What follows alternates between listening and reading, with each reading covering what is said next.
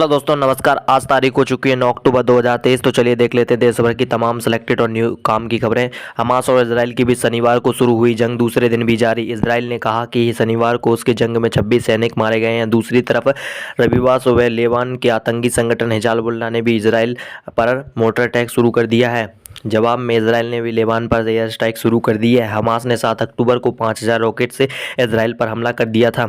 जंग के दूसरे दिन पे गाजा बॉर्डर पर तैनात इजरायली डिफेंस फोर्स के कमांडर नेहा ब्रिगेडियर समेत उसके 300 लोगों की मौत हो चुकी है।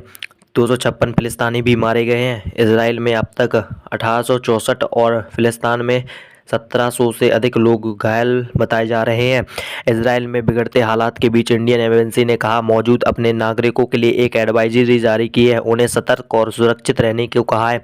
साथ ही इजराइल में भारत आने जाने वाली फ़्लाइटों पर रोक लगा दी गई है। प्रधानमंत्री ने कहा कि मुश्किल घड़ी में भारत इजराइल के लोगों के साथ खड़ा है। चलिए अगली खबर। Indian space research organisation ISRO के सॉफ्टवेयर पर हर दिन 100 से ज़्यादा साइबर अटैक होते हैं। इसरो के चीफ एस सोमनाथ ने शनिवार को केरल के कोच्चि में 2 दिवसीय इंटरनेशनल साइबर कॉन्फ्रेंस के दौरान कही ये बात।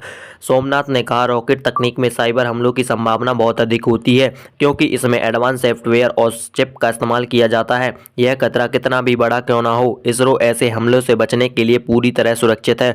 हमारा सिस्टम साइबर सुरक्षा नेटवर्क से लैस है, इसमें किसी तरीके से भी सेंध नहीं लगाई जा सकती। चलिए अगली खबर। दुनिया के बीच चल रहे युद्ध के हालातों के बीच फ्रांस और इटली के लिए रवाना होंगे रक्षा मंत्री राजनाथ सिंह। रक्षा संबंधों को मजबूत करने के लिए अहम दौरा माना जा रहा है। रक्षा मंत्री राजनाथ सिंह ने 9 से 12 अक्टूबर तक इटली फ्रांस दौरे पर रहेंगे। कुछ अहम मुद्दों पर होगी चर्चा। चलिए अगली बड़ी खबर। 10वीं और 12वीं के बोर्ड एग्जाम एक साल में 2 बार कराए जाएंगे, लेकिन स्टूडेंट दोनों बार एग्जाम देना जरूरी नहीं होगा। यह बात केंद्रीय शिक्षा मंत्री धर्मेंद्र प्रधान ने पीटीआई से कही। उन्होंने बताया स्टूडेंट खुद ये तय करेंगे कि उन्हें 2 बार बोर्ड एग्जाम देना है या एक बार। ये व्यवस्था बच्चों की सुविधा के लिए लाई गई है। अगर कोई स्टूडेंट 2 बार एग्जाम देना चाहता है तो दोनों एग्जाम में से उसका बेस्ट रिजल्ट स्कोर किया जाएगा।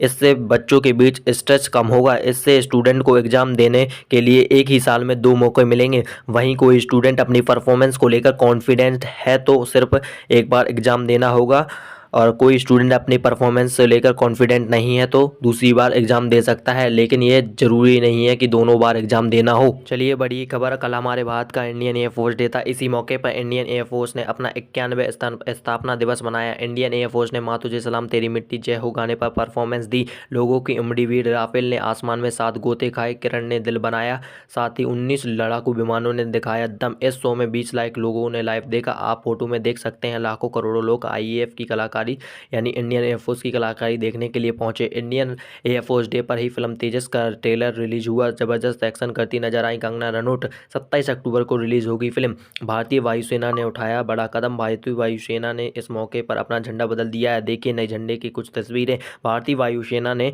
नया झंडा भारत के झंडे को मिलाकर बनाया है। सालों के इतिहास में पहली बार इस वर्ष वायुसेना दिवस की 91 वर्षगांठ पर पहली बार महिला अफसर शैलजा धामनी ने संभाली परेड की कमान। साथ ही इस मौके पर पीएम नरेंद्र मोदी ने कहा आज आपकी वजह से हमारा आसमान सुरक्षित है। पीएम नरेंद्र मोदी ने एयरफोर्स डे के मौके पर वायु सैनिकों को दी बधाई।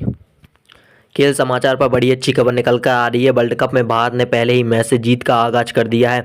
कल ऑस्ट्रेलिया और इंडिया के बीच हुआ मैच। इस मैच में इंडिया ने ऑस्ट्रेलिया को 6 विकेट से हराया। कोहली ने 85 रन की अहम पारी खेली तो दोस्तों राहुल ने छक्के के साथ जीत दिलाई। चलिए अगली खबर। अमेरिका के सबसे बड़े अक्षरधाम मंदिर का किया गया उद्घाटन। 125 एकड़ में बनाया गया है ये मंदिर 12 सालों में बनकर तैयार हुआ है। उद्घाटन के दिन 12,500 लोगों ने किया श्रमदान। भारतीय संस्कृति को बढ़ावा देने के लिए विदेश में ये सबसे बड़ा दूसरा हिंदुस्तान परिसर बनाया गया है, जो कि अमेरिका के न्यूयॉर्क जर्सी शहर में स्थित है। न्यूयॉर्क जर्सी शहर में बने अक्षरधाम मंदिर में भगवान श्री नारायण की मूर्ति स्थापित की गई है। खबर। चीन को उसी की भाषा में जवाब देने के लिए टेरिटोरियल आर्मी में शामिल कराए जा रहे हैं मंदारिनी भाषा के एक्सपर्ट। चीन में जो मंदारिनी भाषा बोली जाती है अब हमारे जवान भी बोल सकेंगे। चीन के बॉर्डर पर मंदारिनी बोलने वाले आर्मी अफसर तैनात किए जा रहे हैं। ये टेरिटोरियल आर्मी का ही हिस्सा है। एलएसी पर चाइनीज सैनिकों की भाषा समझ सकेंगे हमारे सैनिक। चलिए अगली खबर, भारत में मोबाइल फ़ोन का निर्यात बढ़ा, अगस्त महीने में यह लगभग 2 गुना होकर 5.5 अरब अमेरिका डॉलर तक पहुंचा। चलिए अगली खबर, केंद्रीय सरकार का ऐतिहासिक फैसला, राज्य और केंद्र शासित प्रदेशों की सहकारी समितियों को कंप्यूटर के लिए मिलेंगे 225 करोड़ रुपए। गृह मंत्री अमित शाह की तरफ से बड़ी घोषणाएं की गई हैं। डिजिटल भारत घोषणा के तहत कई बड़े फैसले लिए गए हैं, जिसके तहत कंप्यूटर और इंटरनेट का इस्तेमाल आम जनता के साथ साथ सहकारी समितियों के लिए भी किया जाएगा, ताकि सारा रिकॉर्ड ऑनलाइन रह सके।